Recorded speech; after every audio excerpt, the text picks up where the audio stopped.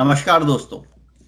Open dialogue channel के इस कार्यक्रम बेस्ट इन्वेस्ट में आपका स्वागत है। हमारे साथ जुड़ रहे हैं हमारे एसएमई श्री अतुल वर्मा जी, जो कि आईआईटी रुड़की और आईआईटी दिल्ली से एलुमनाई हैं और करीब 20-25 सालों का इनका इन्वेस्टिंग का अनुभव है। अतुल जी ने सेबी का फाइनेंशियल प्लानर सर्टिफिकेशन किया हुआ है और as a long term investor अच्छी खासी पकड़ रखते हैं निवेश के बारे में। तो अतुल वर्मा जी, नमस्कार, स्वागत है। Yeah, hi. Nice to be here. जी, तो इससे पहले हमने पिछले कार्यक्रम में अतुल जी के साथ एक नया निवेशक जो आता है मार्केट में उसके लिए क्या क्या आयाम हैं, क्या क्या रास्ते ऑप्शंस खुले हैं, उसके लिए हमने उस पर चर्चा करी थी। उसी बात को आगे बढ़ाते हुए आज हम डिटेल में जाएंगे केवल और केवल म्यूचुअल फंड्स के बारे में। कितने प्रकार के म्यूचुअल फंड्स होते हैं, क्या आप म्यूचुअल फंड्स में कैसे निवेश करें, क्या फायदे क्या नुकसान, वो सारी बातों को लेके हम आज चर्चा करेंगे। लेकिन इससे पहले हम चर्चा में जाएं, मैं अपने सभी दर्शकों को बताना चाहूंगा कि हम यहाँ किसी भी प्रकार की रिकमेंडेशन या सुझाव नहीं देंगे। कृपया कोई भी निवेश आप अपनी सूझबूझ, अपने जांच पड़ताल एनालिसिस करके ही करें। हर मार्केट निवेश कुछ जोखिमों के साथ आता है और निवेश का निर्णय आपके अपने विवेक से होना चाहिए। धन्यवाद। अतुल जी, एक शुरू करने से पहले जिन लोगों ने शायद हमारे कार्यक्रम पिछले हफ्ते ना देखा हो, उनसे मैं कहूंगा कि उनके लिए मैं आपसे कहूंगा एक छोटे संक्षेप में आप बता दीजिए म्यूचुअल फंड क्या होता है। बहुत लोगों को नहीं पता होगा हिंदुस्तान में। यस, देखिए ऐसा है कि इन्वेस्टमेंट के लिहाज से हर किसी के पास इतना टाइम नहीं होता, हर किसी के पास इतनी एक्सपर्टीज नहीं होती कि चूज करे क्या चीज सही है क्या चीज सही नहीं है।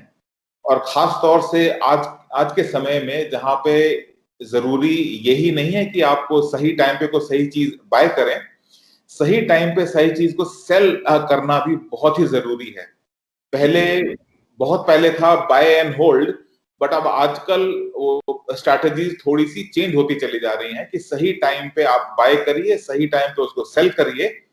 और इसके लिए जरूरी है कि आपके पास वो एक्सपर्टीज हो। आपके पास अगर वो एक्सपर्टीज नहीं है तो इट इज वेरी डिफिकल्ट, मतलब इस मार्केट में पैसे कमाना आसान नहीं है, क्योंकि आपका ओपोनेंट जो है वो बहुत ही हाईली इंटेलिजेंट एंड अगर आप उसके रिसोर्सेज भी लें तो वो बहुत ज्यादा है। तो आपके लिए इट बिकम्स इम्पेरेटिव, बहुत जरूरी हो जाता है कि आप भी सोच सोच समझ के सही चीज ही करें। और उसके लिए अगर आपके टाइम नहीं है, एक्सपर्टीज नहीं है, तो आपको एक म्यूचुअल फंड मैनेजर के पास जाना पड़ेगा, जो कि बहुत सारे इन्वेस्टर्स का पैसा पूल करके और उस पूल किए हुए पैसे को इन्वेस्ट आपके बिहाफ पे करेगा। जो उस रिटर्न आएगा वो रिटर्न आपको आपको देगा। तो इन शॉर्ट ये है। तो छोटे और मझोले निवेशक जो हैं, हमारे स्मॉल एंड मीडियम इन्वेस्टर्स, उनके लिए म्यूचुअल फंड्स एक अच्छा ऑप्शन है। यू आर हैसल फ्री, आपको बार बार मार्केट खुद से ट्रैक नहीं करना पड़ेगा। एक्सपर्ट्स आपके लिए बैठे हैं जो ये काम करते हैं। बिल्कुल। तो इससे पहले हम ये सिलसिला आगे बढ़ाएं, मैं दर्शकों से कहूंगा कि यहाँ पे आपको बहुत सारी इंफॉर्मेशन मिलेगी जो एक आम आदमी के लिए जरूरी होती है, जो कि एक्सपर्ट्स नहीं होते इस लाइन में। इसलिए हमारे चैनल को लाइक और सब्सक्राइब करें और बेल आइकन दबाएं, ताकि आपके पास कोई भी नया वीडियो आता है तो उसकी जानकारी रहेगी। और हमारे कमेंट सेक्शन में आपको कोई जानकारी चाहिए तो आप वो क्वेश्चन भेज सकते हैं और हम अपने अगले कार्यक्रम में कोशिश करेंगे कि अतुल जी उसका आपको समाधान दें। अतुल जी, पहला सवाल, म्यूचुअल फंड कितना एडवांटेजियस है as compare to individual investing? देखिए, जैसे मैंने भी आपको हाईलाइट किया कि आपके पास अगर टाइम या एक्सपर्टीज नहीं है तो आपके पास कोई चॉइस भी नहीं है। फिर आपने अगर इन्वेस्टमेंट के और आना है तो आपको म्यूचुअल फंड की तरफ ही जाना चाहिए। That is one. दूसरी चीज ये होती है कि आप अगर खुद कुछ छांट के एक दो अच्छी फर्म्स लाके उनके शेयर वगैरह अगर लेंगे तो उसमें डाइवर्सिफिकेशन नहीं आ पाती है, और रिस्क रिस्क के लिहाज से बहुत जरूरी होता है कि आप एक दो नहीं 8 10 20 अच्छी कंपनियां ढूंढ के और उनमें इन्वेस्ट अगर आपका हो तो वो ज्यादा अच्छी चीज है। तो एक म्यूचुअल फंड में ऑटोमेटिकली आपका जो म्यूचुअल फंड का मैनेजर है वो आपका पैसा या और लोगों का ये लेके कई शेयर्स में इन्वेस्ट वो होता है, तो it automatically leads to diversification. इसके अलावा मैंने इससे पहले भी हाईलाइट किया था कि टैक्सेशन के लिहाज से इंडिया के रूल्स बहुत अच्छे हैं। जब तक आप म्यूचुअल फंड बेचते नहीं हैं तब तक आपके ऊपर लॉन्ग टर्म या short term gain taxes applicable नहीं होते हैं। ऑल्दो जो म्यूचुअल फंड का मैनेजर है वो आपके बिहाफ पे रोज ट्रेड कर रहा है, रोज buying sell short term long term, लेकिन वो टैक्सेस आपको हर साल पे नहीं करने। आप जब तक उसको होल्ड कर रहे हैं, साल 2 साल 5 साल, 5 साल के बाद जिस भाव पे आपने बाय किया था वर्सेस जिस भाव पे आपने सेल किया था उसका डिफरेंस लेके उस पे आपको लॉन्ग टर्म या शॉर्ट टर्म कैपिटल गेन पे करना है और कुछ पे नहीं करना है। तो ये बहुत ही एक टैक्स एफिशिएंट मैकेनिज्म है म्यूचुअल फंड में इन्वेस्ट करना। ओके। तो जब म्यूचुअल फंड में इन्वेस्ट करते हैं तो कुछ हिस्सा म्यूचुअल फंड कंपनीज काटती हैं उसमें से, तो आप बताएंगे कि दर्शकों की एक्सपेंस रेशियो क्या होता है? ये ये ऐसा होता है कि क्योंकि अब वो मैनेजर या उसकी एक टीम या उसके रिसोर्सेज आपके लिए छांट के लेके आ रहे हैं कौन सी फर्म में इन्वेस्ट करना है या किस सीडी में इन्वेस्ट करना है, किस बॉन्ड में इन्वेस्ट करना है, कब लेना है कब बेचना है, तो उनके रिसर्च एक्टिविटीज काफी होती हैं। उसका खर्चा वो आपसे लेते हैं हर साल, और ये एक्सपेंस रेशो डिपेंडिंग अपॉन कौन सा म्यूचुअल फंड है, किस टाइप का म्यूचुअल फंड है, it can vary from 0.5% to 2.5% per year of the total assets, which is substantial. Total assets, अच्छा, मतलब 1 लाख का निवेश है तो उस पे लगेगा, ना कि आपके प्रॉफिट्स पे? बिल्कुल बिल्कुल। ओके। तो अब जैसे हम बात कर रहे हैं म्यूचुअल फंड्स की, तो हमारे पास होते हैं फिक्स्ड इनकम म्यूचुअल फंड होते हैं या फिर इक्विटी म्यूचुअल फंड्स होते हैं, क्या डिफरेंस रहता है दोनों में? अब ऐसा होता है कि बेस्ड अपॉन आपकी क्या रिक्वायरमेंट है, कितना आपका एसेट एलोकेशन है, कितना रिस्क आप ले सकते हैं, या किस तरीके के इंडेक्स से आप जुड़ना चाहते हैं, इन सब के बेसिस पे आप म्यूचुअल फंड्स की लिस्ट देखेंगे। एंड इन जनरल क्या होता है कि आपका गोल क्या है। अगर आपका है गोल कि मेरे को 1 साल बाद इस अपार्टमेंट की first installment I have to pay, जी। तो आपके पास बहुत फ्लेक्सिबिलिटी नहीं है, correct.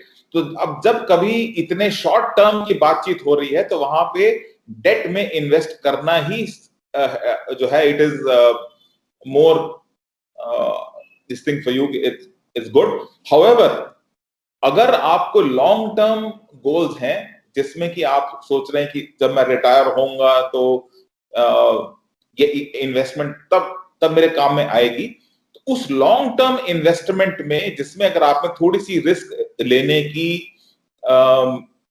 If you can take some risk, तो वहां पे इक्विटी म्यूचुअल फंड्स ही आपके लिए सूटेबल हैं।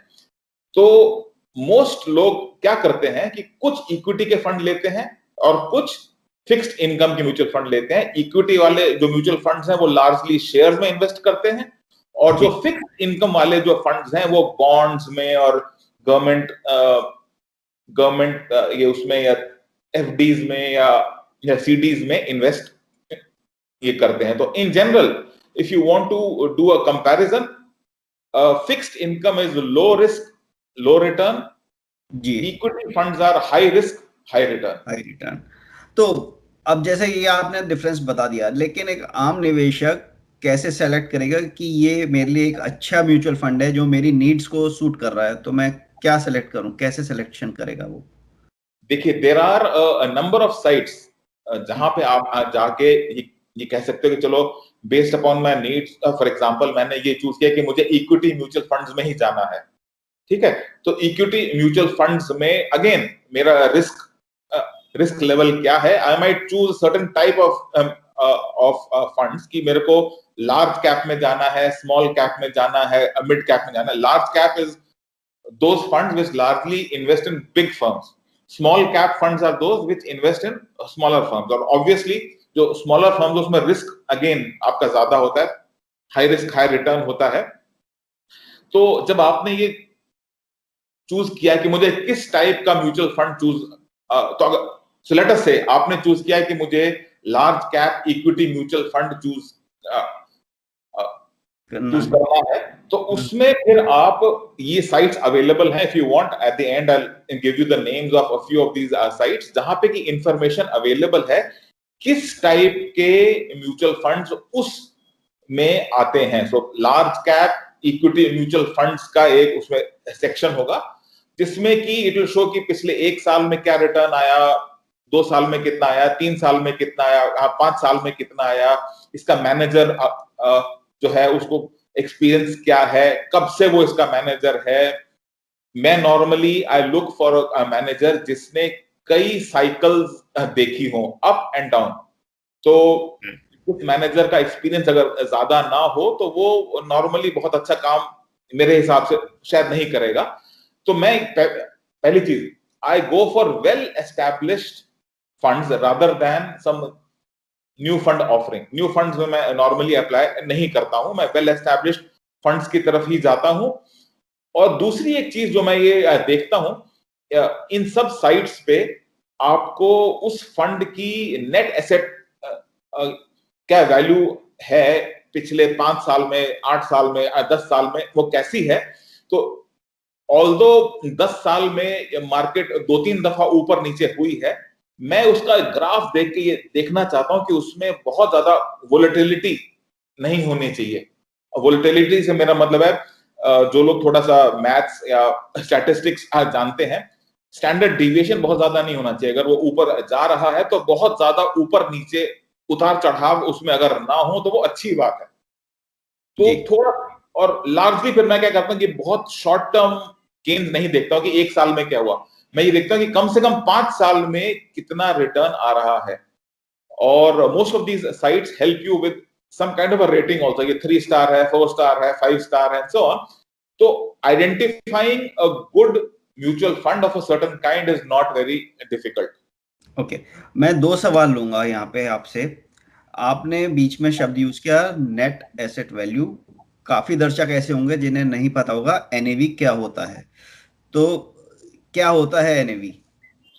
नेट एसेट का ये होता है कि चाहे वो इक्विटी म्यूचुअल फंड हो या फिक्स इनकम हो, उस म्यूचुअल फंड ने इतने इन्वेस्टर्स का पैसा लिया और कई शेयर्स में फॉर एग्जांपल अगर इन्वेस्ट किया है तो किसी भी पॉइंट पर उन सारे शेयर्स की कितनी वैल्यू है, number of shares multiplied by the price, तो जोड़ के निकालने टोटल वैल्यू है इतने इतने करोड़. अब ये these are actually held by the investors in the form of units.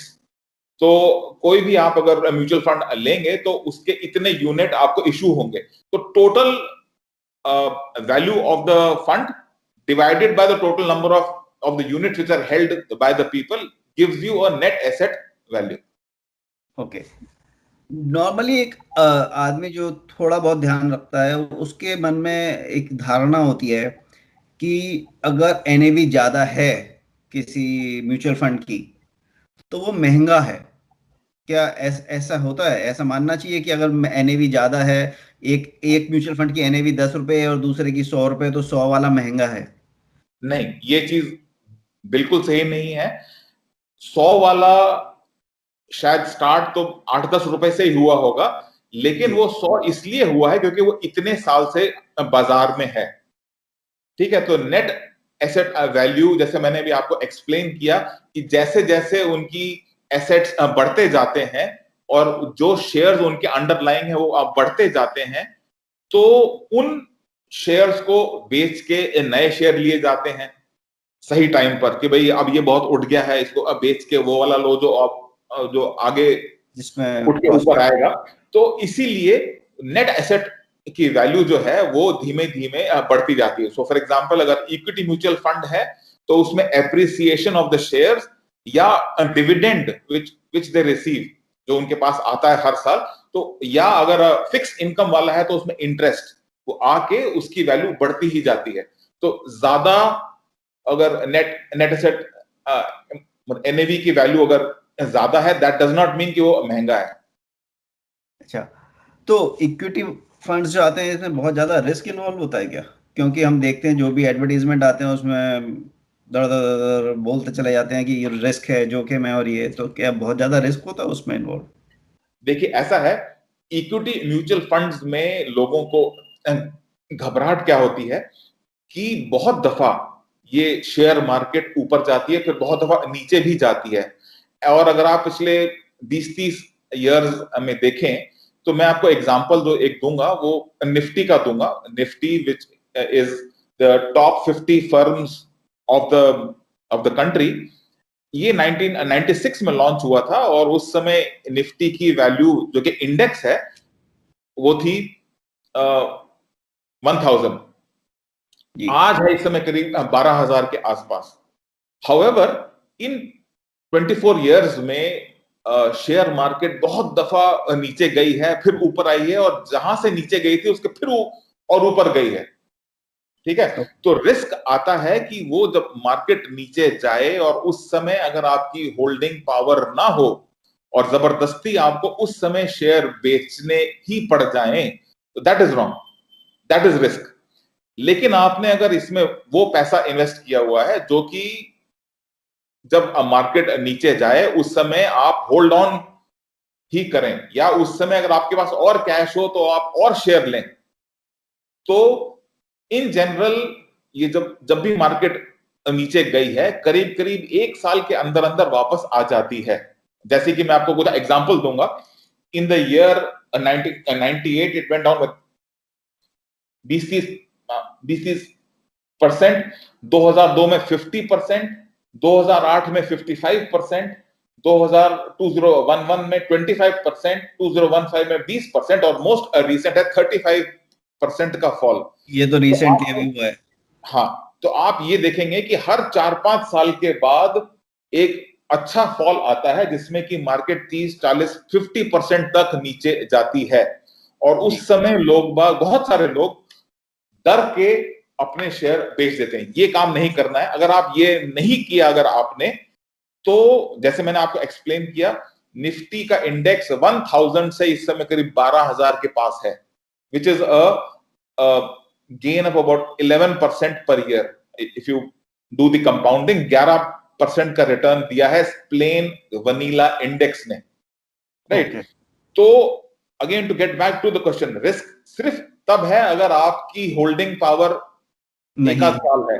अगर आपकी होल्डिंग पावर 5-10 साल की है तो रिस्क मेरे लिहाज से मेरे हिसाब से बहुत कम है। कि चाहे कोई सा भी इंडेक्स हो, चाहे इंडिया का, चाहे यूएसए का, या कोई भी कंट्री का, वो अल्टीमेटली ऊपर जाता है और जहां से नीचे गया है वहां से फिर लौट के उसके और ऊपर चला जाता है। तो यानी कि ऐसा पैसा लगाएं जिसकी आपको शॉर्ट टर्म में नीड ना हो, सरप्लस मनी। बिल्कुल बिल्कुल, तो रिस्क बहुत ही कम है।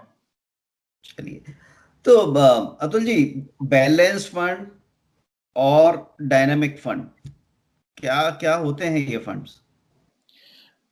ओके, अभी जैसे मैंने आपको एक्सप्लेन किया कि कुछ फंड होते हैं जो कि प्योर इक्विटी के होते हैं, जो कि सिर्फ शेयर में ही इन्वेस्ट करते हैं। कुछ म्यूचुअल फंड होते हैं जो फिक्स्ड इनकम के होते हैं, जो सिर्फ फिक्स्ड इनकम जैसे बॉन्ड्स वगैरह में ही इन्वेस्टमेंट होती है। हम्म। और कुछ होते हैं बैलेंस्ड म्यूचुअल फंड जिसमें कि कुछ पैसा इक्विटी में इन्वेस्ट होता है, कुछ पैसा बॉन्ड्स वगैरह या फिक्स्ड इनकम में इन्वेस्ट होता है। इन जनरल इनकी रेशो होती है 65 in equity and remaining in bonds. उसका रीजन है 65 से ज्यादा अगर हो तो टैक्स के लिहाज से उसको इक्विटी फंड ही माना जाता है। तो 66 they would normally invest in equity और बाकी का सारा फिक्स्ड इनकम में। इसको बैलेंस्ड म्यूचुअल फंड बोलते हैं। और ये रेशोज जो हैं दे कैन बी डिफरेंट। कुछ हैं म्यूचुअल फंड जो कि 20% ही इक्विटी में इन्वेस्ट और बाकी सारा फिक्स्ड इनकम में करते हैं। तो बट ये रेशोज फिक्स्ड होती हैं उनकी, दे डिसाइड इनसे कि हमारा इस रेशो में इन्वेस्टमेंट होगी, बैलेंस फंड वो वाले होते हैं। ये जो डायनेमिक म्यूचुअल फंड्स हैं, ये क्या कहते हैं कि हम बहुत इंटेलिजेंट हैं, और क्योंकि इक्विटी मार्केट में रिस्क है, फिक्स्ड इनकम में रिस्क नहीं है, तो हम डायनेमिकली ये वी विल डिसाइड कि कितना परसेंट हम शेयर में लगाएंगे, कितना परसेंट हम फिक्स इनकम में लगाएंगे। सो इट कैन बी 80-20 और 20-80, उल्टा भी हो सकता है। तो जब उनके लिहाज से मार्केट बहुत महंगी हो जाती है, उस समय वो अपने शेयर बेच के फिक्स्ड इनकम की तरफ आ जाते हैं ज्यादा, और जब मार्केट बहुत सस्ती हो जाती है तो फिक्स्ड इनकम बेच के शेयर में आ जाते हैं कि अब ये शेयर उठने वाले हैं यहां से। तो वो intelligently, hopefully, dynamically they decide the ratio of fixed income to equity. Okay, तो और एज अ इन्वेस्टर वो कैसे चूज करे कि मेरे को लार्ज कैप में इन्वेस्ट करना है, या मिड कैप में इन्वेस्ट करना है, या स्मॉल कैप में इन्वेस्ट करना है? अब जैसे मैंने अभी एट जस्ट नाउ एक्सप्लेन कि लार्ज कैप में रिस्क होता है कम, क्योंकि ये लार्ज कैप क्या मतलब, बड़ी कंपनी है, और कोई भी कंपनी स्टार्ट होती है स्मॉल, उससे मिड कैप होती है, फिर मिड कैप से लार्ज कैप में आती है। तो जो कंपनी लार्ज कैप में आ चुकी है, इसका मतलब कई सालों से मार्केट में है, वेल और एस्टेब्लिश्ड। हाँ, तो जो जो फर्म्स इन जनरल इतने सालों की वेल एस्टैब्लिश्ड होती हैं, उन कंपनियों का मरना बहुत ही डिफिकल्ट होता है, नॉर्मली नॉट। तो जो 10-20 साल से ऑलरेडी हैं and they are doing well, और उनका साइज इतना बड़ा हो चुका है, तो उनमें रिस्क ऑटोमेटिकली कम हो जाता है। जबकि कोई स्मॉल फर्म, जो कि स्मॉल का फर्म का इन जनरल ये मतलब होता है जो भी रिसेंटली स्टार्ट हुई हो, 2-4 साल पहले ही स्टार्ट हुई हो, तो I will not be surprise कि अगर उसमें आपने 10 कंपनियां चूज करी, तो हो सकता है उसमें 4 कंपनियां आज से 5 साल के बाद एग्जिस्ट ही ना करती हो, बैठ जाएंगी बिल्कुल, तो उनमें हाई रिस्क होता है।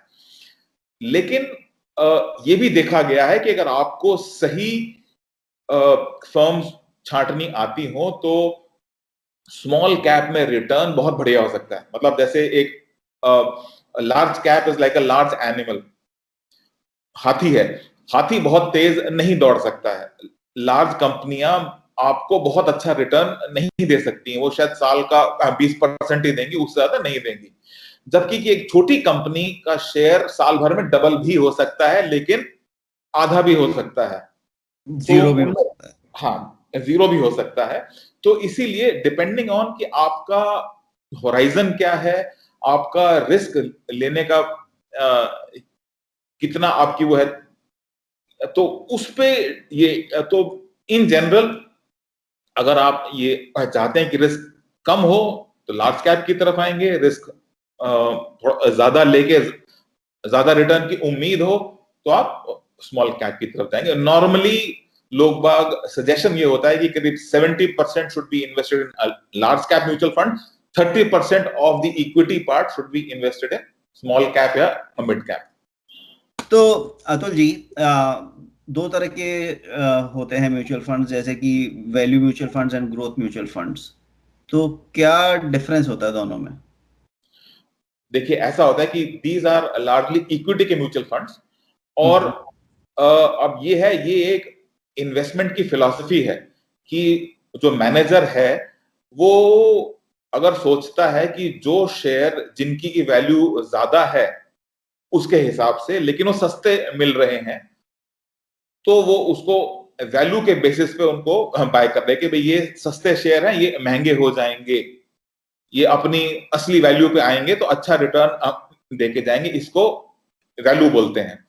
जबकि ग्रोथ वाले वो शेयर होते हैं जो कि अच्छी ग्रोथ आ रही है, सेल्स जो है आपकी हर साल they are going up, net profit आप बढ़ रहा है, एंड यू फील कि ये वो फर्म्स हैं जिनके की थिंग्स दैट दे सेल, उनका अच्छा अच्छा स्कोप है फॉर द नेक्स्ट ईयर्स। तो जहां जिन शेयर्स में उनको ग्रोथ दिखाई दे रही है, उनको ग्रोथ शेयर्स आप बोलेंगे। वो नॉर्मली महंगे शेयर भी होते हैं। महंगे और चीप से मेरा मतलब है अ वेरी सिंपल थिंग कि एक प्राइस टू अर्निंग मल्टीपल अगर मैं अगर उसमें ले लूं, तो normally the price to earning multiple जो कि इंडिकेट ये करता है कि ये शेयर सस्ता है कि महंगा है, तो इन जनरल वैल्यू शेयर्स का प्राइस टू अर्निंग मल्टीपल कम होता है और ग्रोथ शेयर्स का प्राइस टू अर्निंग मल्टीपल ज्यादा होता है। लेकिन महंगे शेयर बहुत दफा और महंगे होते और महंगे होते हैं, ये like we have seen in the past. तो that is the philosophy, growth versus value. तो मैं अभी इसी तरीके से और टाइप्स भी पूछूंगा, लाइक जो हमारे इंटरनेशनल फंड्स होते हैं या गोल्ड फंड्स होते हैं, वो कैसे, मतलब इंटरनेशनल मार्केट में इन्वेस्ट करती हैं कि इंडियन कंपनीज? हाँ, तो ये वो म्यूचुअल फंड्स हैं जो कि in general 65% is invested in Indian equity, so that they qualify as equity mutual fund, जो कि टैक्स के लिहाज से बहुत अच्छा होता है। I will explain to you tax tax क्या लिहाज होता है उसमें। और बाकी का पैसा जो 35% है, वो इंटरनेशनल मार्केट्स में जाके यूएसए, यूरोप, जापान, वहां पे भी इन्वेस्ट करते हैं। तो आपका एक्सपोजर और डाइवर्सिफाइड हो जाता है। तो आपको बहुत अच्छा, और इसमें एक मेजर एडवांटेज ये है कि अगर आपने खुद ये सब इन्वेस्ट किया होगा तो उसमें टैक्स के काफी इंप्लीकेशंस आते हैं। अब इसमें आपको टैक्स से कोई इंप्लीकेशन नहीं है, जैसे कि मतलब आपके लिए जैसे आपने कोई इक्विटी म्यूचुअल फंड लिया है, वैसे ही ये आपने इंटरनेशनल म्यूचुअल फंड्स अवेलेबल हैं जिसमें कि 65 इंडियन इक्विटी में है और बाकी इंटरनेशनल इक्विटी में इन्वेस्टेड है। तो आपको बहुत कुछ स्पेशल वो नहीं करना शायद पड़ा। शायद एक आम निवेशक इंटरनेशनली जाके इन्वेस्ट भी नहीं कर पाया, उसको वो बेनिफिट नहीं मिलेगा इंटरनेशनल मार्केट की ग्रोथ का। हाँ, तो वो आपको इसमें मिल जाएगा। अच्छा, इसके अलावा there are these gold funds. जी। गोल्ड के तो ये सोने में या उन कंपनियों में इन्वेस्ट दे डू जो कि सोना खोद के निकालते हैं। तो सोने की माइनिंग वाले फर्म्स या सोना लेने वाली ये, तो इस तरीके की इन्वेस्टमेंट वाले म्यूचुअल फंड्स भी अवेलेबल हैं। ऑफ हैंड मेरे को भी उनका नाम याद नहीं है, बट वो सोने की तरफ इन्वेस्टमेंट में जाते हैं। और रिसेंटली सोने का भाव हैज गॉन अप, पिछले 1-2 सालों में तो स्पेशली, तो वो सोने में इन्वेस्ट करते हैं। ओके। तो एक होते हैं हमारे पास thematic mutual funds.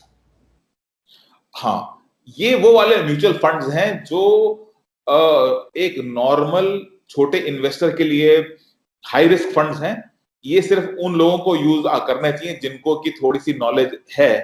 For example, there are fund which invest only in banks, pharma, they invest in infra, right. तो ये बहुत ही स्पेशलाइज्ड है, ये डाइवर्सिफाइड नहीं है, एंड इसीलिए इनमें रिस्क ज्यादा होता है। लेकिन अगर आपको ये मालूम है, फॉर एग्जाम्पल, फार्मा पिछले 5 सालों से धीमे धीमे नीचे ही आ रहा था। करीब करीब सारी फर्म्स जो इंडिया में थी फार्मा वाली, वो सब नीचे आई हैं और काफी नीचे आई हैं।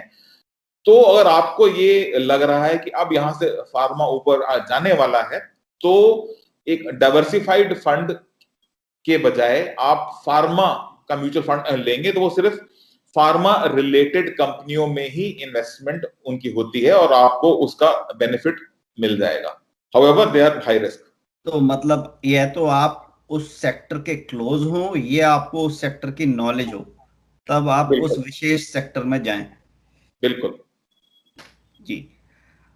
और एक और बताइए, एक होता है इंडेक्स फंड और एक होता है एक्टिवली मैनेज फंड। हाँ, देखिए ऐसा होता है कि आपने अगर कोई भी फंड लिया, इक्विटी वाला या फिक्स इनकम वाला, तो तो आपका पैसा based upon the research of the manager वो आगे इन्वेस्टमेंट होती है कि कौन सा शेयर अच्छा है उसमें लगाओ एंड सो ऑन। जी। दूसरी अप्रोच एक क्या होती है कि कुछ इंडेक्सेस वेल डिफाइंड है, फॉर एग्जांपल निफ्टी की इंडेक्स, राइट। और जैसे मैंने अभी आपको एक्सप्लेन किया कि निफ्टी में रिटर्न आपने प्लेन वनीला इंडेक्स में इन्वेस्ट अगर आपने किया होता, तो पिछले 20 सालों में करीब 11-12% पर ईयर का रिटर्न आपको मिल गया होता।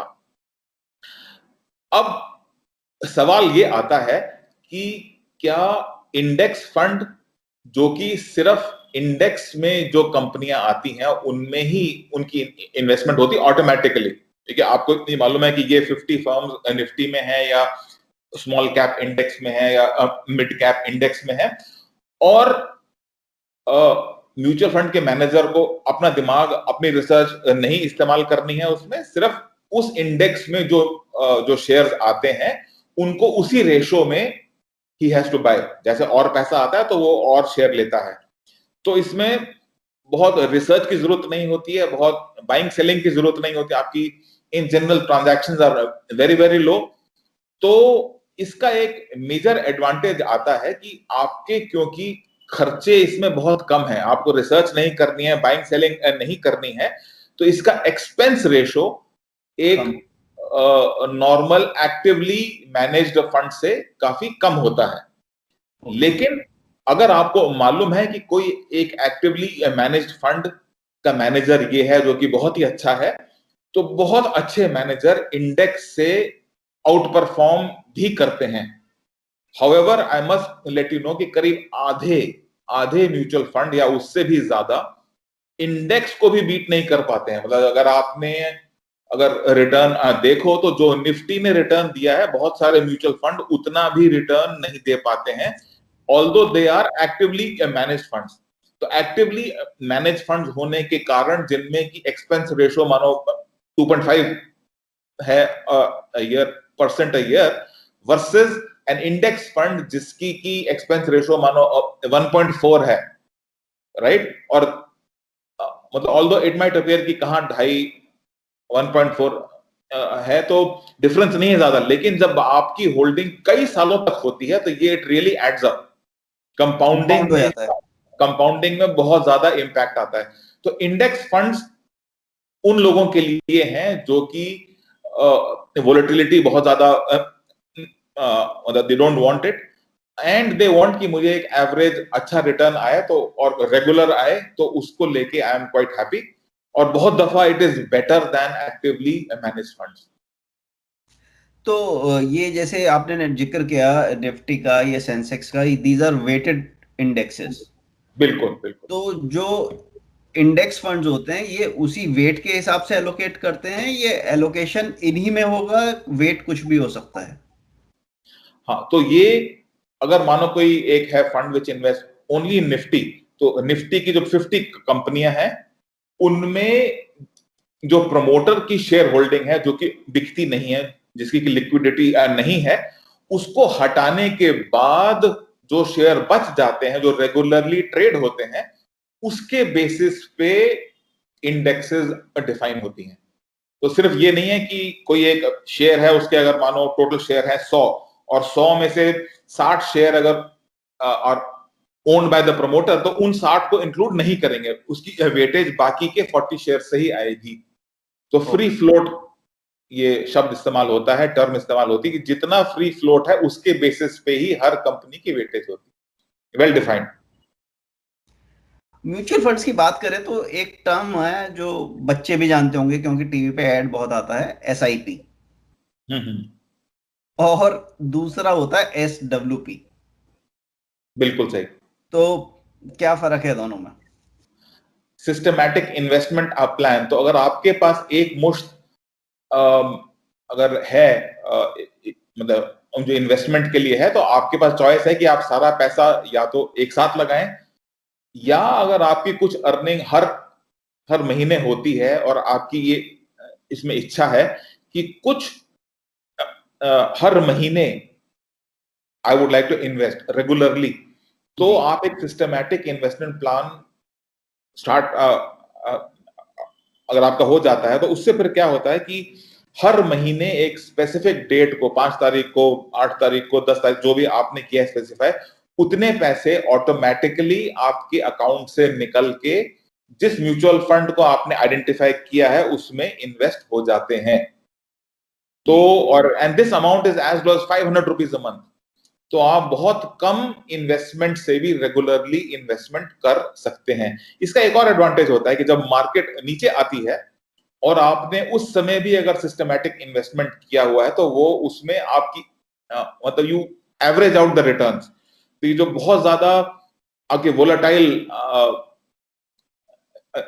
ये है अगर तो उस तरीके की वेरिएशन को सिप से फायदा होता है। आपको average return is better than single investment. आपने अगर सिंगल इन्वेस्टमेंट करी और मार्केट उसके बाद 20% नीचे आ गई अगर, तो उसके बजाय अगर आपने हर महीने उसको तोड़ तोड़ के अगर इन्वेस्ट अगर अगर आपने किया होता तो उसमें आपको ज्यादा फायदा होता। तो systematic investment that is one.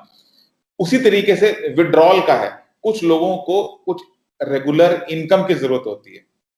तो आपने ये कह दिया कि भाई हर महीने की 8 तारीख को मेरे इस म्यूचुअल फंड से 10,000 रुपए के शेयर बेच के वो 10,000 रुपए मेरे अकाउंट में डाल दो, तो वो ऑटोमेटिकली होता रहेगा और आपके पास एक रेगुलर इनकम आती रहेगी। तो इसको बोलते हैं सिस्टमैटिक विड्रॉल प्लान, SWP। तो अतुल जी, जैसे SIP में जब मार्केट नीचे गिरा और हमने निवेश किया तो हमारे पास ज्यादा यूनिट्स आ गई, दैट इज बेनिफिट। बिल्कुल। तो SWP में जब मार्केट गिरा और हमने 10,000 रुपए, ये जो भी हमने अमाउंट विड्रॉ करना है वो किया, तो वहां तो हमको नुकसान रहेगा ना, फिर वहां हमारी ज्यादा बिल्कुल। यूनिट्स बिकेंगी। हाँ, तो अगर मैं होऊंगा और अगर मैंने एक रेगुलर सिस्टमैटिक विड्रॉल प्लान लगा रखा है और मुझे अगर कुछ महीने के लिए मैं उसको रोक सकता हूं तो मैं उसको रोक दूंगा कि भाई मेरे को अभी मार्केट बहुत नीचे आ गई है, तो अगले 4-6 महीने अभी मेरे को निकाल के मत दो पैसे। अच्छा, ये ऑप्शन रहता है उसमें कि ये बिल्कुल सिस्टम। बिल्कुल। तो आप जाके उनसे ये कह सकते हो कि ये आप ये 4 महीने मत निकालना, इसके बाद फिर शुरू कर देना, तो वो फिर शुरू कर देंगे। जैसा आप कहेंगे वैसा वैसा हो जाएगा। जी। तो NAV की ऊपर नीचे जाने की बात हो गई है हमारी। हम एक बार बताइए, जो डिविडेंड वाले हमारे म्यूचुअल फंड्स होते हैं उसमें भी दो तरह के ऑप्शन हमको दिए जाते हैं कि डिविडेंड पे आउट या डिविडेंड ग्रोथ।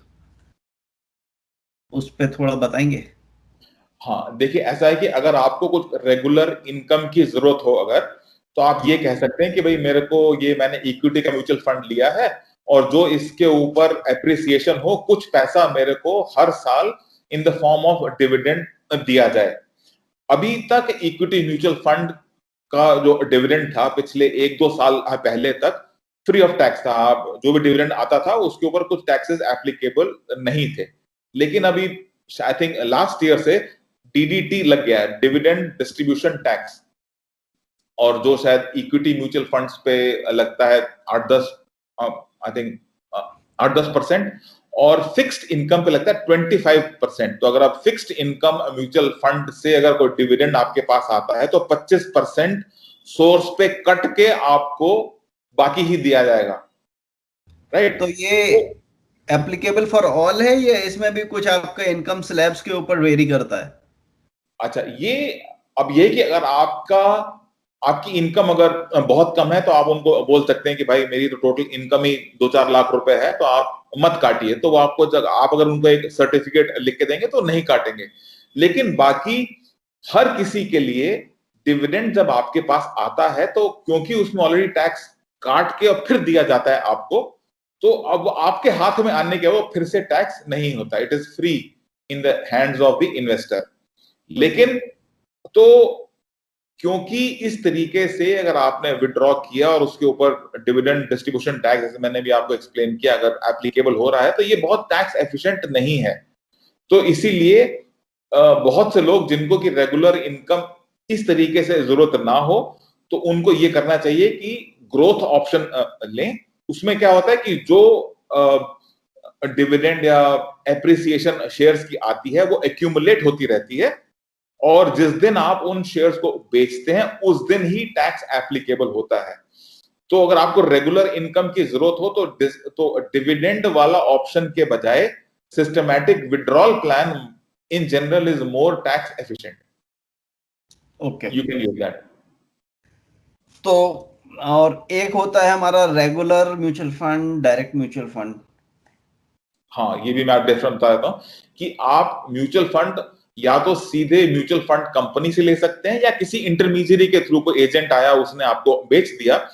तो जो अगर आपने किसी इंटरमीडियरी के थ्रू आपने लिया है, तो वो फिर उस इंटरमीडियरी को हर साल करीब 0.8% ऑफ इक्विटी म्यूचुअल फंड हर साल that is paid to the intermediary. जब तक आप उस म्यूचुअल फंड को होल्ड आपने किया तब तक उसको पैसे मिल रहे हैं, which does not make sense because वो आपकी जेब से ही जाता है।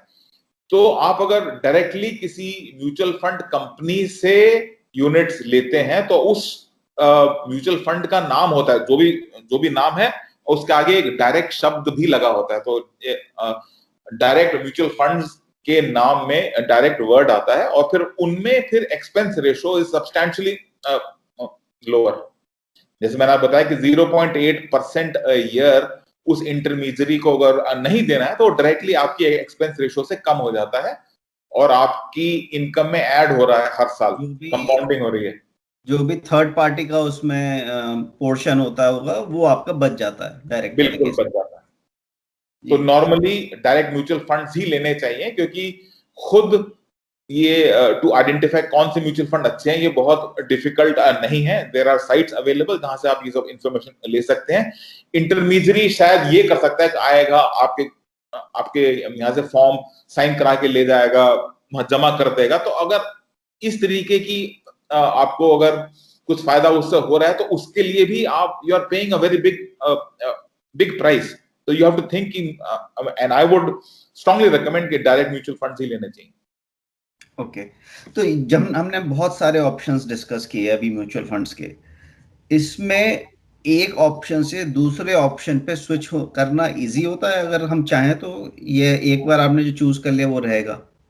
यू कैन ऑलवेज स्विच, लेकिन ये स्विच नहीं होता है, ये आप ओल्ड वाले को बेचते हैं और नया वाला लेते हैं। तो as far as taxes are concerned, it will be treated as two transaction, one sell and one buy. तो अगर आपने मानो डिविडेंड वाला ऑप्शन आपने ले रखा है और आपको लगे नहीं मुझे डिविडेंड की जरूरत नहीं है, I can go to growth, तो इन्वेस्टमेंट व्हीकल तो वही है, लेकिन क्योंकि आपने ये ऑप्शन चेंज किया तो टैक्स के लिहाज से आपको यू हैव टू शो कि आपने डिविडेंड वाला म्यूचुअल फंड बेचा और उसी दिन ग्रोथ वाला बाय कर लिया, तो वो आपके दो ट्रांजैक्शन काउंट ये होंगे। And just to give you an idea why this is important, इससे पहले इक्विटी म्यूचुअल फंड्स के ऊपर टैक्सेस ही नहीं थे, लेकिन अब अगर आपने कोई इक्विटी म्यूचुअल फंड अगर 1 साल तक होल्ड किया है तो उसको लॉन्ग टर्म मानते हैं और 10% टैक्सेशन होती है उसके ऊपर। कोई इक्विटी म्यूचुअल फंड अगर आपने 1 साल से कम होल्ड किया है तो उसको शॉर्ट टर्म गेन मानते हैं और 15% उसके ऊपर टैक्सेस आगे एप्लीकेबल होते हैं। फिक्स्ड इनकम म्यूचुअल फंड्स अगर आपने 3 साल तक होल्ड किए हैं तब उनको लॉन्ग टर्म मानते हैं और उसके ऊपर 20% टैक्स एप्लीकेबल होता है। और अगर आपने 3 साल से कम उनको होल्ड किया है तो वो जो इनकम आई है आपकी फिक्स इनकम से, वो आपकी इनकम में ऐड होके जो भी आपका टैक्स स्लैब है उस पर टैक्स होती है। तो क्योंकि अब टैक्सेशन काफी ज्यादा हो गई है म्यूचुअल फंड्स पे, तो ये इन सब टैक्स के एस्पेक्ट्स का भी ख्याल रखना बहुत जरूरी है। ओके और हमने बात करी जैसे एक्सपेंस रेशियो की, कुछ वर्ड्स होते हैं जैसे एंट्री लोड, एग्जिट लोड, वो अभी भी एप्लीकेबल हैं ये अभी खत्म हो गए हैं? एंट्री लोड इज कि आपने किसी शेयर में अगर सॉरी किसी म्यूचुअल फंड में अगर आपने इन्वेस्ट किया है तो कुछ फ्रैक्शन आपको एंट्री पे यू हैव टू पे। ये पहले होता था कुछ कुछ इन बट अब नहीं होता है। अब आई डोंट थिंक कोई भी ऐसा है फंड जिसमें कि एंट्री लोड एप्लीकेबल है, जिसमें कि आपको कुछ fees up front you have to pay. आपने 100 रुपए दिए तो आपके 99 रुपए ही इन्वेस्ट हुए, ऐसा पहले कुछ फंड्स में होता था, अब नहीं होता है। एग्जिट लोड अभी भी एप्लीकेबल है। बहुत सारे म्यूचुअल फंड्स जो हैं वो they want to discourage the people to sell quite often. तो उनका ये कहना होता है कि आपने अगर साल भर तक होल्ड किया है तब तो ठीक है, अगर साल भर से पहले कोई म्यूचुअल फंड आपने बेच दिया है तो बहुत सारे म्यूचुअल फंड उस पर 1% एग्जिट लोड आपसे ले लेते हैं कि अगर आपने टोटल सेल करी 100 रुपए आए तो 1 रुपए वो रख के बाकी 99 रुपए ही आपको वापस देंगे, उसको एग्जिट लोड बोलते हैं। ओके, मतलब एक गारंटी रखना चाहते हैं वो कि हमारे संग बंदा एक बार आया है, जोड़ा है, तो बना रहे कुछ समय के लिए। हाँ, कि अगर आया है तो इक्विटी म्यूचुअल फंड है तो कम से कम साल भर रहे। जो डेट म्यूचुअल फंड्स हैं या जो लिक्विड म्यूचुअल फंड्स हैं जो कि लार्जली डेट में ही उनकी इन्वेस्टमेंट होती है, उनमें ये टाइम बहुत कम होता है, कहीं पे 1 हफ्ता है, कहीं पे 3 दिन है एंड सो ऑन, कि अगर आप 3 दिन होल्ड किया है लिक्विड फंड तो उसके बाद exit load is not applicable. तो जो हमको डिविडेंड मिलता है, ये जो हमने बेचने के बाद जो हमारा गेन हुआ, जिसे कैपिटल गेन कहा जाता है, वो सब टैक्स्ड होते हैं अभी? हाँ, मैंने अभी आई जस्ट एक्सप्लेन कि डिविडेंड जब आपके हाथ में आता है तो इट इज नॉट टैक्स्ड, लेकिन आने से पहले ही म्यूचुअल फंड कंपनी ने जो डिविडेंड डिक्लेयर किया है इक्विटी या फिक्स इनकम वाला, इक्विटी वाले पे 10 और फिक्स इनकम वाले पे 25% एट सोर्स काट के बाकी आपको देते हैं, तो वो आपकी जेब से ही जाता है वो टैक्स। तो वो हम क्या, अगर किसी की इनकम स्लैब कम है तो क्या वो रिफंड करा सकते हैं टैक्स रिटर्न हाँ, के तो टाइम? उसमें अगर आप उनको एक सर्टिफिकेट दे दें कि मेरी इनकम बहुत कम है और अगर एक सर्टेन अमाउंट है तो उससे कम पे वो टैक्स नहीं काटेंगे। ओके, तो अभी हमने बात कर ली म्यूचुअल फंड्स की। इनके अलावा एक अलग कैटेगरी होती है जिन्हें कहा गया है एक्सचेंज ट्रेडेड फंड्स, ईटीएफ। कितने फर्क होता है इन दोनों के बीच में? देखिए, म्यूचुअल फंड है कि सब लोगों ने अपना पैसा पूल किया और उसका एक मैनेजर है जो कि एक इन्वेस्टमेंट ऑब्जेक्टिव को लेके और एसेट एलोकेशन को लेके और वो चूज करता है कहाँ पे इन्वेस्ट उस पैसे को किया जाए। ये ईटीएफ जो है, एक्सचेंज ट्रेडेड फंड, ये भी उसी तरीके की चीज है, but normally most of the ETFs invest either in a specific thing like gold और इन a specific index.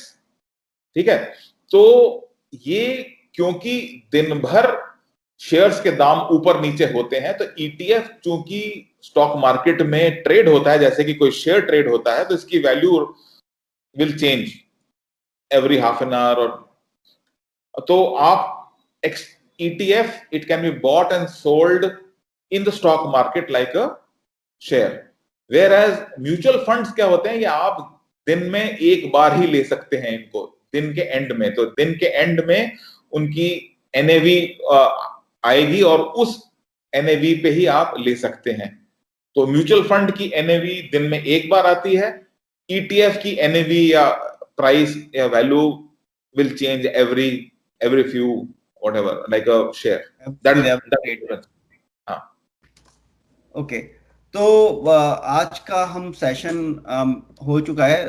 Atul ji, हमारा जो पिछला टॉक था उस पे कुछ लोगों के क्वेश्चन आए थे, मैं एक दो क्वेश्चन जल्दी से आपके साथ लूंगा। एक हमारे दर्शक ने सवाल किया था कि म्यूचुअल फंड्स खरीदने के लिए क्या डीमैट अकाउंट होना जरूरी है? नहीं, it is not, it's not ये नेसेसरी। आप जाएं म्यूचुअल फंड की, अब जैसे मैंने ये जो कहा था इससे पहले कि डायरेक्ट म्यूचुअल फंड ही लें, तो आप अगर डायरेक्ट म्यूचुअल फंड की कंपनी के पास जाएंगे, you fill out a form और उस फॉर्म के बेसिस पे आपको एक सर्टिफिकेट टाइप सा आ जाएगा, आपको डीमैट अकाउंट की जरूरत नहीं है। नहीं है? It is not necessary. अगर डीमैट खोलते हैं तो उसमें मतलब मेरे ख्याल से डीमैट का भी एक्सपेंस बढ़ जाएगा आपका। वो तो खैर it's a fairly small expense. अगर आपका डीमैट अकाउंट है तो डीमैट फॉर्म में भी आ सकते हैं। ओके। कई ऑनलाइन कई आपके ऑनलाइन के प्लेटफॉर्म्स हैं जहां पे कि आप जाके डीमैट फॉर्म में भी ले सकते हैं। So you you have a choice. अगर है डीमैट अकाउंट तो डीमैट फॉर्म में ले लीजिए, नहीं है तो फिजिकल फॉर्म में भी ले सकते हैं म्यूचुअल फंड्स को। ओके, तो हम यहाँ अपना सिलसिला खत्म करेंगे। मैं अतुल जी से चाहूंगा कि कुछ good source of research mutual funds के लिए बताएं, इंटरनेट पे क्या अवेलेबल है। लेकिन उससे पहले दर्शकों से, अगर आप हमारे इस कार्यक्रम से जुड़ना चाहते हैं, आपके कोई सवाल आज के कार्यक्रम को लेके ये किसी और निवेश को लेके हैं तो आप हमें फॉलो कर सकते हैं ट्विटर पे @opendialogue_, ये आप हमको मेल कर सकते हैं opendialogue2020@gmail.com। अतुल जी, चलते चलते कुछ लिस्ट ऑफ वेबसाइट्स या रिसोर्सेज जहां एक आम निवेशक जाके थोड़ी रिसर्च कर सकता है। एक बहुत ही comprehensive site, you can go to valueresearchonline.com, valueresearchonline.com, या you can go to moneycontrol.com। Moneycontrol, ये वो अच्छी साइट्स हैं जहां पे आप you can check all kind of mutual fund, क्या क्या उनकी रिटर्न है, क्या उनकी रेटिंग्स हैं, कैसा उनका कर्व है, किस किस शेयर में किस किस ने how much have they invested, all this information is available on these two sites। चलिए अतुल जी, बहुत अच्छा लगा आपसे बात करके। काफी सारी नई नॉलेज हमारे दर्शकों के लिए यहाँ पे आई है, लोगों को फायदा हुआ होगा इससे। और बहुत बहुत धन्यवाद दर्शकों। कोरोना काल है, स्टे सेफ, अपना ध्यान रखिए, अपने घर वालों का ध्यान रखिए और अपनी मेहनत से कमाई पैसे जो हैं आपने उसका ध्यान रखिए, सोच समझ के निवेश करिए। धन्यवाद। जय भारत, जय हिंद। Thank you.